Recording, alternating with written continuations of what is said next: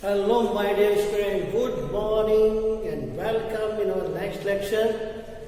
आज हम देखने वाले हैं नया टॉपिक शुरू करने वाले हैं यूनिट फर्स्ट का। यूनिट फर्स्ट क्या है? रिप्रोडक्शन। और रिप्रोडक्शन में हमने 2 चैप्टर कंप्लीट कर लिए हैं। इसके नोट्स आप तैयार कर रहे होंगे और नहीं किए हैं तो जरूर करें। अच्छी कॉपी बना लीजिएगा, बढ़िया अच्छी सुंदर सुंदर राइटिंग में लिखिएगा, ठीक है, ताकि पढ़ने में भी मजा आए और चेक करने वाले को भी मजा आए, ठीक है। Okay, so student, let's start our new chapter, sexual reproduction in animal. इसके पहले आपने क्या देखा था? इसके पहले आपने देखा था sexual reproduction in plant, and today we are going to talk about sexual reproduction in animals. ठीक है, एनिमल में सेक्सुअल रिप्रोडक्शन जो होता है वो हम देखने वाले हैं। तो रिप्रोडक्शन क्या है ये तो मुझे फिर से बताने की जरूरत है क्या? चलिए रिपीट कर लेते हैं। Reproduction is the most important process of animal organism by which they produce their same kind of species to maintain their generation.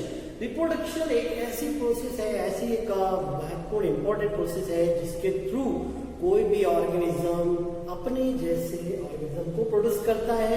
यहाँ पर हम स्पेशली एनिमल रिप्रोडक्शन की बात कर रहे हैं।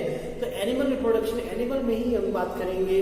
तो एनिमल में भी रिप्रोडक्शन एक इंपॉर्टेंट प्रोसेस है क्योंकि एनिमल भी लिविंग ऑर्गेनिज्म है और लिविंग ऑर्गेनिज्म में होने वाली ये बहुत ही इंपॉर्टेंट प्रोसेस होती है रिप्रोडक्शन। इसके थ्रू कोई भी ऑर्गेनिज्म, कोई भी एनिमल अपने जनरेशन को मेंटेन करता है, कंटिन्यू करता है, ठीक है। ये आपको अच्छी तरह समझना आता है। इसके पहले आपने जो प्लांट रिप्रोडक्शन देखा है, प्लांट रिप्रोडक्शन, फिर प्लांट रिप्रोडक्शन में भी हमने डिफरेंट प्लांट रिप्रोडक्टिव ऑर्गन्स के बारे में पढ़ा था। ठीक इसी तरह यहाँ पे इस चैप्टर में भी एनिमल रिप्रोडक्शन में एनिमल्स के रिप्रोडक्टिव ऑर्गन के बारे में पढ़ेंगे, ठीक है। स्पेशली इस चैप्टर में ह्यूमन रिप्रोडक्शन है, हम देखेंगे। इसके बारे में देखेंगे ह्यूमन रिप्रोडक्शन, ह्यूमन बीइंग में रिप्रोडक्शन देखेंगे, ठीक है। ह्यूमन बीइंग हो या जितने भी मल्टीसेलुलर एनिमल है, सभी में एनिमल रिप्रोडक्शन में कुछ स्टेप्स होते हैं। पहला स्टेप जो होता है गैमेटोजेनेसिस का होता है। First step of reproduction in animal is gametogenesis, ठीक है। गैमेटोजेनेसिस में गैमेट का फॉर्मेशन होगा। As we know in animal there is a kind of reproduction is sexual reproduction, ठीक है। In animal sexual reproduction occur usually in animals sexual reproduction is occur, and sexual reproduction in sexual reproduction there are 2 gametes are present। यहाँ पर क्या होता है? 2 gametes होते हैं, mail and female gametes, ठीक है। Similarly human being also there is 2 gametes, male and female. तो ह्यूमन बीइंग में भी 2 गैमेट्स होंगे और 2 गैमेट मतलब one is male gamete and another is female gamete, ठीक है। In human being male gamete is, human being में male gamete क्या होता है? Male gamete is sperm, male gamete क्या होता है? स्पर्म होता है। And female gamete is ovum, female gamete क्या होता है? ओवम होता है। As we know in sexual reproduction both gametes, male and female gamete fuse to form zygote, ठीक है। मेल और फीमेल गैमेट फ्यूज होकर क्या फॉर्म करते हैं? zygote फॉर्म करते हैं। और ये जो मेल और फीमेल गैमेट है ये हैप्लॉइड नंबर में होते हैं। ये सपोज मेल है और ये क्या है? फीमेल है। तो मेल और फीमेल गैमेट दोनों का फ्यूजन होता है। Both are haploid in nature, ठीक है। ये सेक्सुअल रिप्रोडक्शन में होता है बेटा, ना। सेक्सुअल रिप्रोडक्शन में मेल और फीमेल गैमेट का फ्यूजन होता है। 2 गैमेट्स हैं। So such kind of animals are known as dioecious, ठीक है। इनको क्या बोलते हैं? डायोसियस एनिमल बोलेंगे क्योंकि 2 इसमें अलग अलग गैमेट है, ठीक है।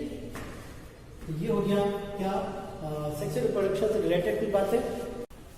तो माय डियर स्टूडेंट्स, ये तो था introduction of reproduction in animal animal में रिप्रोडक्शन का ये क्या था इंट्रोडक्शन, और इसमें सेक्सुअल रिप्रोडक्शन पाया था, ये आप क्लियर हो गया है। सेक्सुअल रिप्रोडक्शन में मेल और फीमेल गैमेट का फ्यूजन होता है, जाइगोट का फॉर्मेशन होता है।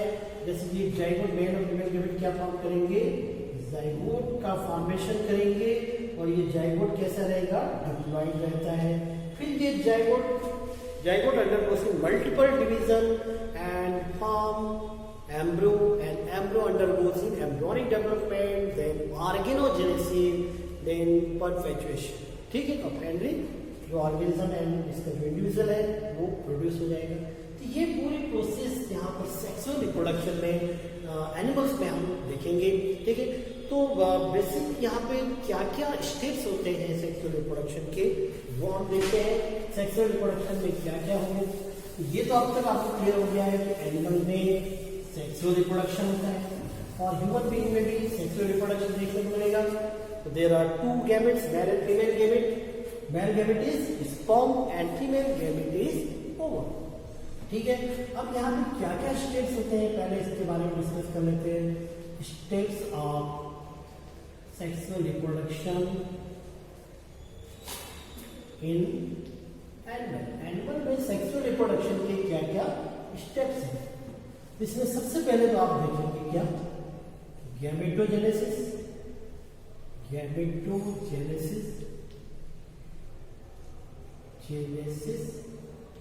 ठीक है, इस गैमेटोजेनेसिस आप गैमेट का फॉर्मेशन देखेंगे।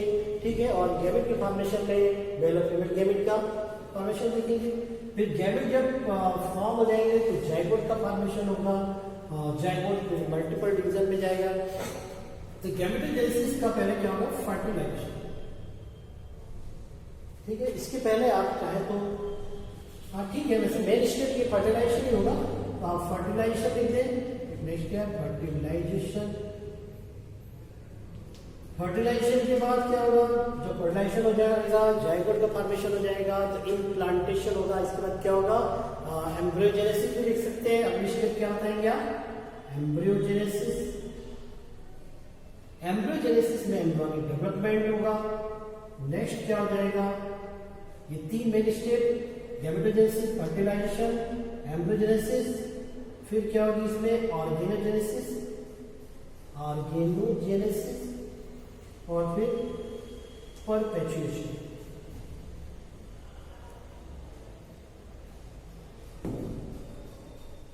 Child birth. ठीक है, ये कुछ स्टेप होते हैं। Gametogenesis means formation or synthesis of gametes, male and female gamete is called gametogenesis। तो मेल और फीमेल गैमेट के फॉर्मेशन को या सिंथेसिस को हम सेपरेटली देखेंगे, और बहुत इंपॉर्टेंट क्वेश्चन से निकल के आएगा स्पर्मेटोजेनेसिस एंड oogenesis। ठीक है, formation of sperm is called spermatogenesis. तो गैमेटोजेनेसिस में हम दो तरह के देखेंगे, एक देखेंगे स्पर्मेटोजेनेसिस, और एक क्या देखेंगे, oogenesis देखेंगे। स्पर्मेटोजेनेसिस से हम स्पर्म को फॉर्म करेंगे, और oogenesis से ओवम को फॉर्म करेंगे। फिर जब ये दोनों गैमेट्स का फॉर्मेशन हो जाएगा, इसके बाद क्या होगा, दोनों फ्यूजन होगा। It undergoes in fertilization process. तो फर्टिलाइजेशन में इनका फ्यूजन हो जाएगा, फ्यूजन ऑफ गैमेट्स। ठीक है, फिर गैमेट का फ्यूजन हो जाएगा, जाइगोट फॉर्म होगा। जाइगोट डेवलप होकर एम्ब्रियो का फॉर्मेशन करेगा। ठीक है, डेवलपमेंट ऑफ एम्ब्रियो किस होगा, एम्ब्रियोजेनेसिस में ऑफ एम्ब्रियो। ठीक है, फिर ऑर्गेनोजेनेसिस, फॉर्मेशन ऑफ ऑर्गन। यहाँ पे क्या देखेंगे हम, फॉर्मेशन ऑफ ऑर्गन्स देखेंगे, डिफरेंट ऑर्गन्स फॉर्म हो जाएंगे एम्ब्रियो में। फिर ठीक है, फिर परपेचुएशन मींस चाइल्ड बर्थ। ये कुछ स्टेप्स आप देखेंगे, steps of sexual reproduction in animals. ठीक है, फर्स्ट क्या है, गैमेटोजेनेसिस। गैमेट की जेनेसिस मतलब गैमेट की synthesis, process which involve synthesis of male and female gamete is called gametogenesis. मैंने इसमें बताया आपको, स्पर्मेटोजेनेसिस के थ्रू स्पर्म का फॉर्मेशन देखेंगे, oogenesis के थ्रू ओवम फीमेल गैमेट का फॉर्मेशन देखेंगे। जब ये दोनों गैमेट्स फॉर्म हो जाएंगे तो फर्टिलाइजेशन प्रोसेस होगी, fusion of gametes, then embryogenesis में डेवलपमेंट ऑफ एम्ब्रियो, क्योंकि इसी गैमेट्स के फ्यूजन से जाइगोट फॉर्म होगा और जाइगोट से फिर जाइगोट का डेवलपमेंट होगा, ग्रोथ होगा, डिवीजन होगा, है ना, डिवीजन होगा, फिर ग्रोथ होगी और फिर वो डेवलपमेंट देखेंगे। नेक्स्ट ऑर्गेनोजेनेसिस में एम्ब्रियो जो डेवलप एम्ब्रियो है, अब उसमें 3 जर्मिनल लेयर फॉर्म होंगी और ऑर्गन्स तैयार हो जाएंगे। इस तरह से ऑर्गेनोजेनेसिस होगी। नेक्स्ट होगा परपेचुएशन, जब ऑर्गन का फॉर्मेशन हो जाएगा, गेस्टेशन पीरियड कंप्लीट हो जाएगा। Then next perpetuation means child birth, process which involve child birth. तो ये पूरे स्टेप्स हम देखेंगे सेक्सुअल रिप्रोडक्शन में। यहाँ पर इस चैप्टर में मेल और फीमेल रिप्रोडक्टिव ऑर्गन है, जो आपको डायग्राम बना के प्रैक्टिस करनी है और उसके बारे में, ऑर्गन्स के बारे में आपको पढ़ना है, स्टडी। ठीक है, यहाँ तक समझ में आ गया आपको। Now we are going to talk about male reproductive organ in human being. Male reproductive organs of human being। Male reproductive organ of human being में हम देखेंगे मेल में कौन से रिप्रोडक्टिव ऑर्गन होते हैं। ठीक है, और इनके नाम देख लेते हैं आज पहले। सबसे पहले तो एक तो था वन पेयर टेस्टिस, 2 टेस्टिस होते हैं स्क्रोटम सेल में। ठीक है, नेक्स्ट सेकंड वन पेयर इपिडिडाइमिस। ठीक है, थर्ड वन पेयर वासा डिफरेंशिया,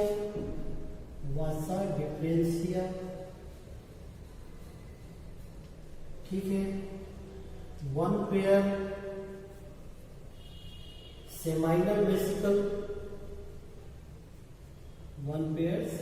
वेसिकल, फिर नेक्स्ट रह जाएगा fifth one penis, one urethra. ठीक है, इसमें यार इंक्लूड हो जाएगा वैसे तो। ठीक है, नेक्स्ट है prostate and corpus gland.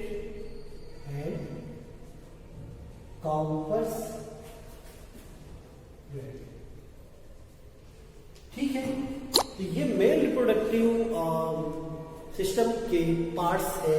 Mail reproductive system consist of one pair testis. ठीक है, स्क्रोटल सेल में टेस्टिस होते हैं वन पेयर क्या होती है, इपिडिडाइमिस, टेस्टिस से जो ट्यूबुलर स्ट्रक्चर निकलता है, फिर आगे ये कनेक्ट होता है दोनों तरफ वासा डिफरेंशिया से, फिर थोड़ा उसके आगे सेमाइनल वेसिकल और ये यूरेथ्रा पेनिस। ठीक है, और कुछ टॉपर ग्लैंड्स होते हैं और हमारे जो एंडोक्राइन ग्लैंड्स होती हैं उनमें जो गोनेट्स होते हैं इनसे कुछ हार्मोन्स निकलते हैं, जैसे टेस्टोस्टेरोन, ठीक है, ICSH, ठीक है, और LH, ठीक है, lactotropic hormone, interstitial cell stimulating hormone ICSH। ठीक है, तो ये कुछ हार्मोन्स जो रहते हैं वो सेकेंडरी सेक्सुअल कैरेक्टर को, रिप्रोडक्टिव ऑर्गन के ग्रोथ को, उनके डेवलपमेंट को, उनकी पूरी प्रोसेस को क्या करते हैं, रेगुलेट करते हैं। ठीक है, तो यहाँ तक आपको समझ में आया सेक्सुअल रिप्रोडक्शन क्या है, ये आपने देखा। फिर ह्यूमन बीइंग में जो मेल और फीमेल रिप्रोडक्टिव ऑर्गन है इनको आपको सेपरेटली अलग अलग इन ऑर्गन्स के बारे में पढ़ना है। ठीक है, तो टेस्ट इसमें मेल रिप्रोडक्टिव ऑर्गन में जो सबसे इंपॉर्टेंट ऑर्गन होता है वो होता है टेस्टिस। टेस्टिस के बारे में आपको डिटेल पढ़ना है। इसको प्रैक्टिकल में भी हम देखते हैं कई बार इसकी स्लाइड। वन पेयर टेस्टिस होते हैं और इसी टेस्टिस की जो जर्मिनल सेल्स होती है इनसे फॉर्म होता है क्या, स्पर्म्स। इसी तरह फीमेल में ओवरी से फॉर्म होता है फीमेल गैमेट ओवम। ठीक है, ये स्पर्म माइग्रेट करते हुए एपिडाइमिस और वासा डिफरेंशिया सेमिनार प्रिंसिपल सेकेंडिस तक आते हैं और इस तरह से ये स्पर्म फर्टिलाइजेशन के समय रिलीज होते हैं, रिलीज किए जाते हैं। तो ये पूरी प्रोसेस हम देखेंगे डिटेल में कुछ नेक्स्ट आगे के पीरियड में। ठीक है, तो यहाँ तक आप पहले ये पार्ट्स जितने भी पार्ट्स हैं वो सेक्सुअल रिप्रोडक्शन के स्टेप्स और ये इसका एक डायग्राम आपको जरूर देखना है। डायग्राम बना के देखें, कई बार एग्जाम में सिर्फ डायग्राम भी पूछे जाते हैं। यहाँ तक क्लियर हो गया, आपको समझ में आ गया? ओके। मेल रिप्रोडक्टिव सिस्टम के कुछ पार्ट्स देखे थे आपने, उसमें मेन आर्गन थे, कुछ एसेसरी आर्गन थे। इसी तरह फीमेल रिप्रोडक्टिव सिस्टम में भी कुछ मेन होते हैं रिप्रोडक्टिव आर्गन और कुछ एसेसरी रिप्रोडक्टिव आर्गन होते हैं। तो मेल रिप्रोडक्टिव ऑर्गन्स में क्या इंपॉर्टेंट आर्गन है और फीमेल में क्या important reproductive organ. Male reproductive system, male reproductive system में testis is the most important and most useful part of male reproductive system. Male reproductive system का testis जो है सबसे इंपॉर्टेंट पार्ट है, because in testis, inside the testis sperms are form. यहाँ पे क्या form होते हैं, स्पर्म फॉर्म होते हैं टेस्टिस में, और स्पर्म का जो फॉर्मेशन होता है वो टेस्टिस की जो सेमिनिफेरस ट्यूबल्स जो होते हैं, सेमिनिफेरस ट्यूबल्स के अंदर होता है। ठीक है, तो ये जो या यूं क्या है, इसकी जर्मिनल सेल्स रहती है, जर्मिनल एपिथेलियल सेल्स रहती है, वहां पे होता है। तो थोड़ा सा इसको हम डिटेल में देखेंगे। इसके बाद हम फीमेल रिप्रोडक्टिव सिस्टम में ओवरी को थोड़ा डिटेल में देखेंगे। तो टेस्टिस क्या है, testis is 4.5 centimetre 4.5 centimetre long oval shape structure. Oval shape structure. It is about 10 to 15 gram in weight. इसका वेट कितना होता है, 10 to 15 ग्राम वेट होता है। ठीक है, और ये मेल गेमेट स्पर्म का फॉर्मेशन करता है टेस्टिस, इसलिए यहाँ पे टेस्टिस क्या है, इंपॉर्टेंट है। आप देखना इसका transfer section TS of testis. ठीक है, आपने कुछ पार्ट्स देखे थे टेस्टिस के साथ, कुछ और एसेसरी आर्गन देखे थे। क्या क्या देखा था आपने टेस्टिस के बाद? आपने देखा था वासा प्रिंसिया, फिर आपने क्या देखा था, वासा प्रिंसिया के बाद वासा डिफरेंस देखा था। ठीक है, तो ये कुछ पार्ट देखे थे। फिर यूरेथ्रा होता है, पेनिस होता है, कुछ ग्लैंड्स होते हैं, काउपर्स, बर्थोलिन ग्लैंड्स, है ना, ये सब कुछ चीजें आपने देखी हुई है। तो टेस्टिस में यदि आप इसका ट्रांसफर सेक्शन देखें, हिस्टोलॉजिकल स्ट्रक्चर देखें, ये जो पार्ट आप देख रहे हैं, ठीक है, ओवल शेप स्ट्रक्चर। ठीक है, और यहाँ पे ये जो स्ट्रक्चर देख रहे हैं, ये क्या है, दैट इज सेमिनिफेरस ट्यूबुल्स। ये क्या है, सेमिनिफेरस ट्यूबुल्स। और ये जो है रेटर टेस्टिस कहलाता है, ये वाला पार्ट रेटर टेस्टिस। ये वासा इफ्रेंसिया, इसमें क्या है, यहाँ पे वासा इफ्रेंसिया। फिर ये एपिडिडाइमिस और ये वासा डिफरेंस, और फिर ये इधर कहां पहुंच जाता है, यूरेथ्रा। ठीक है, ये सेमिनिफेरस ट्यूबुल्स, ये देख रहे हैं, जर्मिनल एपिथेलिया होती है। फिर ये रेटे टेस्टिस, वासा इफ्रेंसिया, फिर ये एपिडिडाइमिस, और एपिडिडाइमिस फिर किससे कनेक्ट है, चले जा रहे हैं एपिडिडाइमिस यहाँ पे वासा डिफरेंसिया, फिर ये यूरेथ्रा। इतने स्ट्रक्चर यहाँ पे टेस्टिस में होते हैं। ठीक है, तो यहाँ पे इसी सेमिनिफेरस ट्यूबुल्स में, या इसकी जो अंदर जर्मिनल सेल्स होती हैं, सेमिनिफेरस ट्यूबुल्स के थ्रू ही क्या जिसका फॉर्मेशन होता है, स्पर्म का फॉर्मेशन होता है। यहाँ तक आपको समझ में आ गया? आगे देखते हैं। टेस्टिस की जो पोजीशन जो रहती है बॉडी में, it is situated between both thighs, pouch like structure known as scrotum. Scrotum, ठीक है, it required 2 to 3 degree below the temperature at body.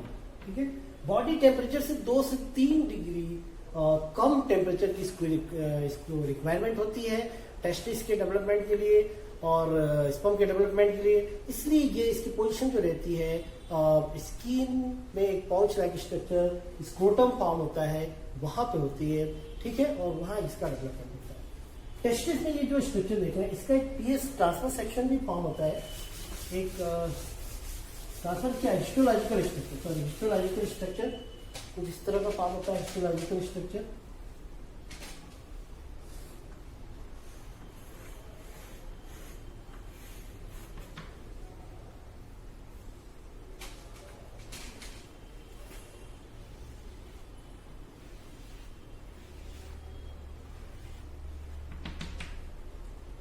Connective tissues यहाँ पे रहेंगे।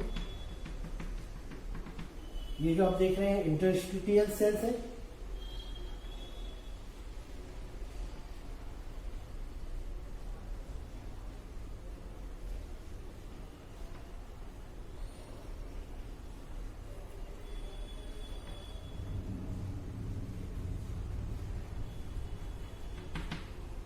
ये क्या है? इंटरस्टिशियल सेल्स है,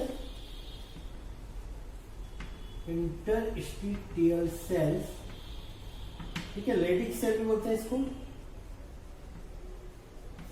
लेडिक सेल। ये सब सेमिनिफेरस ट्यूबल्स में है। यहाँ पे कनेक्टिव टिश्यूज, ब्लड वेसल्स वगैरह ये सब रहते हैं यहाँ पे, ठीक है। तो ये इसका हिस्टोलॉजिकल स्ट्रक्चर है। इसमें ये लेडिक सेल जो कि सेमिनिफेरस ट्यूबल्स में है और इसके थ्रू ही किसका फॉर्मेशन होता है? स्पर्म का फॉर्मेशन होता है, ठीक है। तो ये था टेस्टिस का स्ट्रक्चर जहाँ पे स्पर्म का फॉर्मेशन होता है। स्पर्मेटोजेनेसिस प्रोसेस के थ्रू स्पर्म का फॉर्मेशन होता है। The process which involve formation of sperm is called spermatogenesis and it takes place in seminiferous tubules of sperm testis. Seminiferous tubules of testis यहाँ पे जो दिख रहा है seminiferous tubules, और यहाँ पर ये स्पर्म का फॉर्मेशन होता है जिसे स्पर्मेटोजेनेसिस प्रोसेस कहते हैं। तो यहाँ पर आपको इतनी चीजें याद रखनी जरूरी है। मैंने कुछ हार्मोन्स भी बताए थे, आपने नोट किया होगा भी पिछले लेक्चर में आपने कुछ हार्मोन्स वगैरह मैंने नोट्स भी भेजे थे, उनको पढ़े आप, है ना। कुछ पिट्यूटरी ग्लैंड से पिट्यूटरी हाइपोथैलेमस पार्ट जो होता है, पिट्यूटरी ग्लैंड का एंटीरियर पार्ट, वहां से कुछ फीमेल हार्मोन्स निकलेंगे, वो भी हम देखेंगे। कुछ मेल हार्मोन आपने देखा था, टेस्टोस्टेरोन, एंड्रोजन, ये सेकेंडरी सेक्सुअल कैरेक्टर को ग्रोथ कराते हैं और इसके डेवलपमेंट में भी हेल्प करते हैं, ठीक है। तो ये सब चीजें, और कॉपर्स और कुछ बर्थोलिन ग्लैंड्स देखे थे जिनमें कुछ लिक्विड फ्लूइड सब्सटेंस निकलते हैं जो स्पर्म के डेवलपमेंट और उसको फ्लो होने के लिए एक सरफेस प्रोवाइड करते हैं, ठीक है। तो ये बातें आपको याद रखनी है मेल रिप्रोडक्टिव सिस्टम में। इसके बाद देखेंगे हम फीमेल रिप्रोडक्टिव सिस्टम। क्या एक चीज और आपको दिख रहा है? सीमेन। सीमेन क्या है? सीमेन के बारे में समझिए क्या होता है। Semen is a fluid which ejaculated during insemination and it contain sperms fluid of prostate gland,